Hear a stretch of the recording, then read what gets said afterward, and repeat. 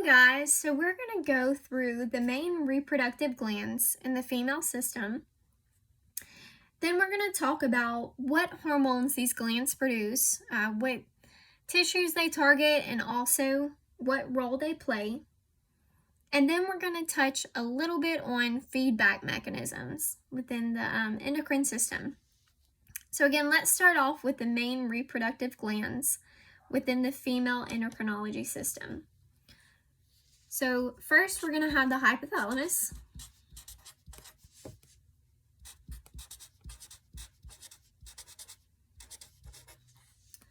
Then we're going to have the pituitary. The pituitary is going to be broken down into anterior and posterior. We are, of course, going to have the ovary, the uterus, the placenta, and the pineal gland.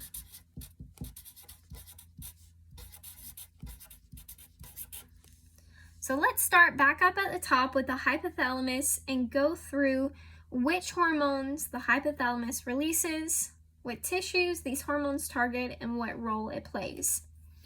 So the first one is gonadotropin releasing hormone, or GnRH.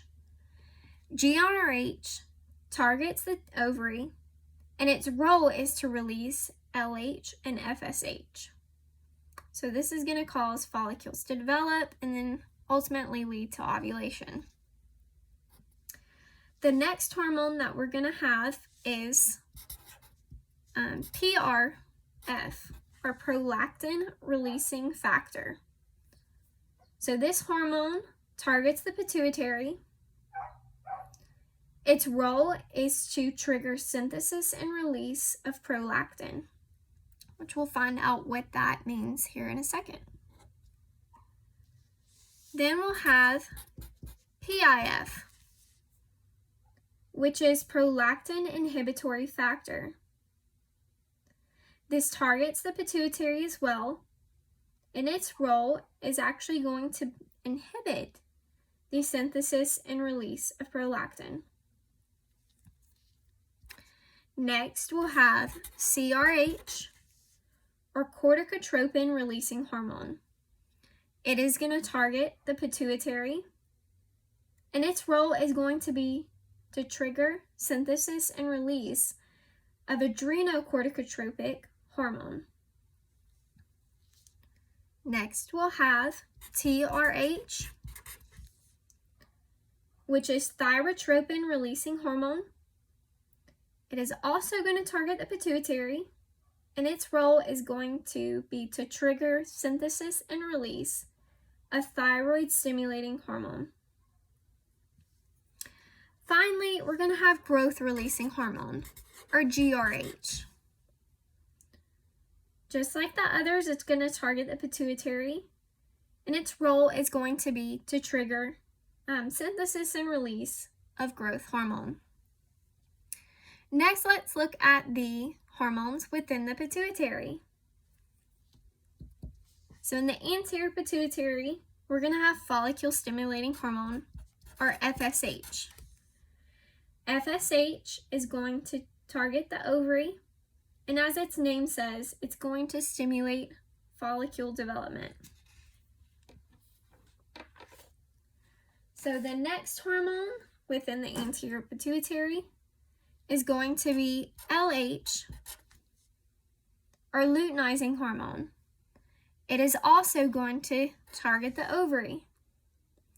It is going to stimulate development of a dominant follicle, and lastly, trigger ovulation to occur. Now, the last hormone that we're going to have within the anterior pituitary is prolactin. Prolactin is going to target the mammary glands and is going to trigger milk production. Now let's look at the hormones associated with the posterior pituitary. Now, the only one we're going to have is oxytocin. Oxytocin is going to target multiple tissues, including the uterus, the oviduct, and the mammary glands. Now, its role is not only going to be to cause contraction within the uterus and the oviduct, but also to stimulate milk letdown. Now, let's look at all the hormones associated with the ovary. We're going to start off with estrogen. Estrogen is going to target multiple tissues as well, including the uterus, the ovary, the mammary gland, and the brain. It is going to cause mating behavior during estrus, cause mammary gland duct development, cause secondary sex characteristics within the female, and lastly, cause cyclic changes in the reproductive tract. Then we'll move on to progesterone.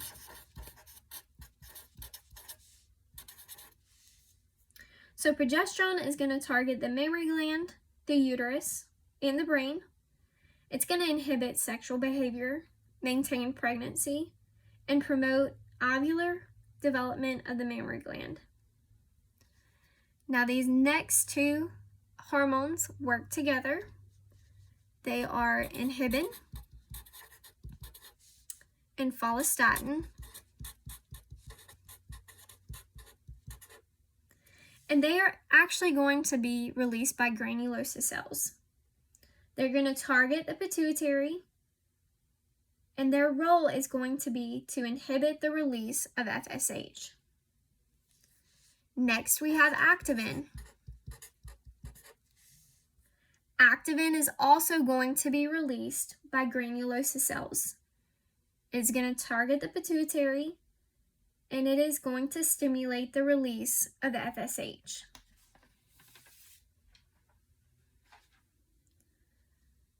Then we'll have relaxin. Relaxin is going to be released by the corpus luteum. It is going to target the uterus and the cervix.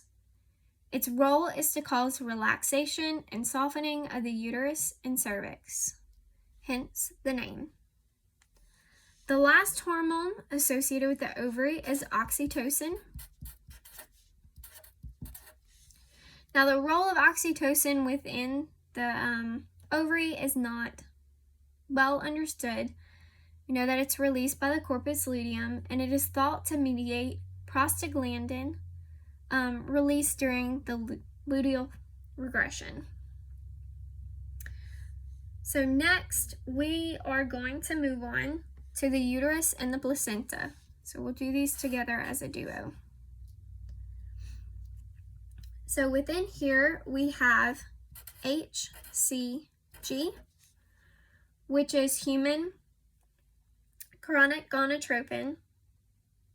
It is going to target the ovary, and its role is going to be to maintain the CL, which in the end will maintain pregnancy. Next, we'll have PMSG, which is pregnant mare serum gonadotropin. It is going to target the ovary as well, and it is going to cause formation of accessory CLs in the mare. Lastly, we'll have placental lactogen, which is going to target the mammary gland, the fetus, and the ovary.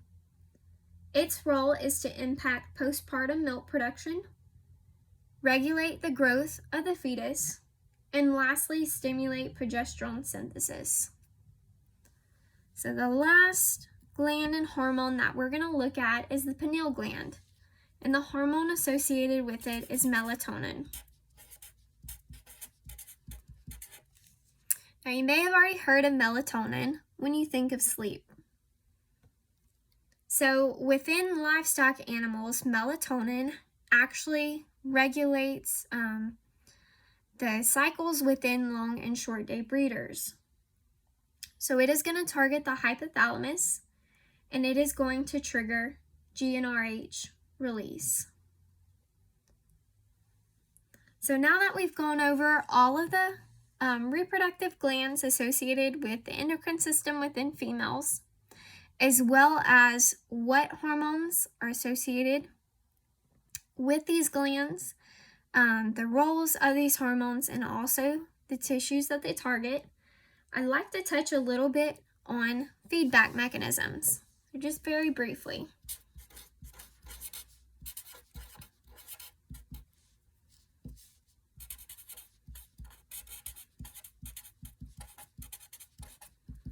So feedback mechanisms within the endocrine system are very important. So it allows for a series of checks and balances and helps to make sure that hormone levels don't get out of whack. So feedback mechanisms happen through two different systems or mechanisms. So that will be up and down regulation,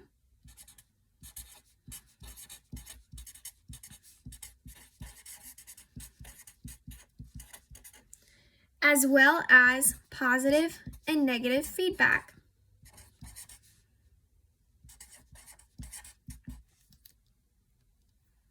So let's start with up-down regulation. So with upregulation, when we have decreased levels of a hormone, what is going to happen is we will have increased numbers of receptors.